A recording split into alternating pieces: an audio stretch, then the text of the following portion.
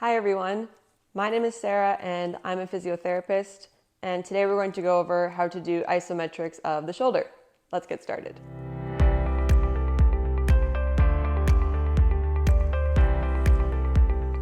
So we're just going to go over 4 different isometric exercises for the shoulder. What isometric means is that you're pushing against resistance but you don't actually move. And these are really good for early stage rehab, especially if you've had a rotator cuff injury. I'll probably give this to you if you've just hurt your rotator cuff and we're in the early stages and we're trying to just get some activation of your rotator cuff muscles without bothering them too much. So that being said, all of these exercises shouldn't be very sore. You should kind of just feel it a little bit, but it shouldn't be increasing your pain to the point where it's not tolerable. So the first one that we're going to do is isometric shoulder flexion. And you're going to need to find a little corner. You can use a door frame or a corner on a wall. And all you're going to do is make a fist, put your fist on the corner, and you're just going to think that you're doing this movement, but you're doing it into the wall. So basically just stand nice and close, arm is perpendicular to the floor, and you're just going to push gently into your surface. And you might feel it a little bit kind of in here. That's okay, that's where you want to feel it, but it shouldn't be painful. So this is an isometric shoulder flexion, and this is going to be working the long head of the biceps tendon. Next, let's go over isometric shoulder external and internal rotation. Isometric shoulder external rotation is going to be working your infraspinatus, so it's a muscle that goes from the back of your shoulder blade onto your arm, and also your teres minor. Those are both muscles of your rotator cuff that turn your arm out this way or this way if you're overhead. We're just going to work it in neutral for the external rotation isometric right now. So find your surface with a corner.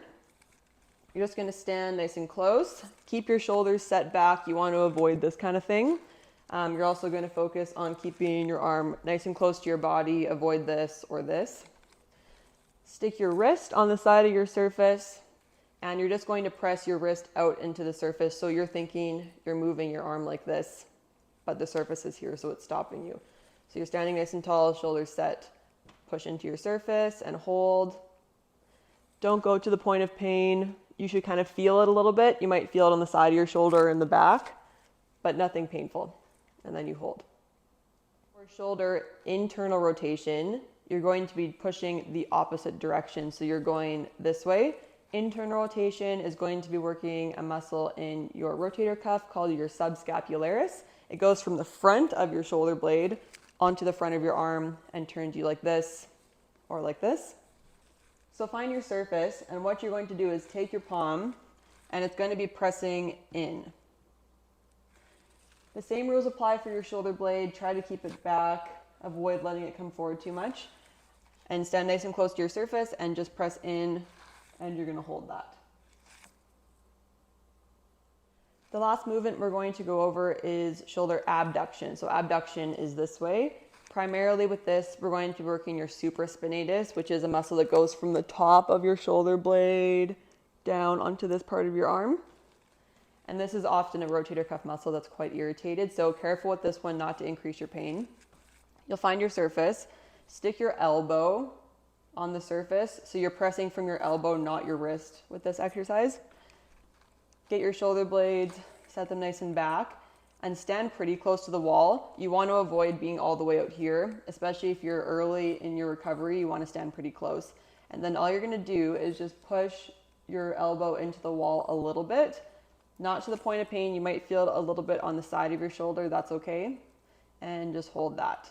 One more thing to avoid is the tendency to just lean your whole body into the wall. You don't want to lean your whole body into the wall. Just think you're moving from here and pushing your shoulder blade out.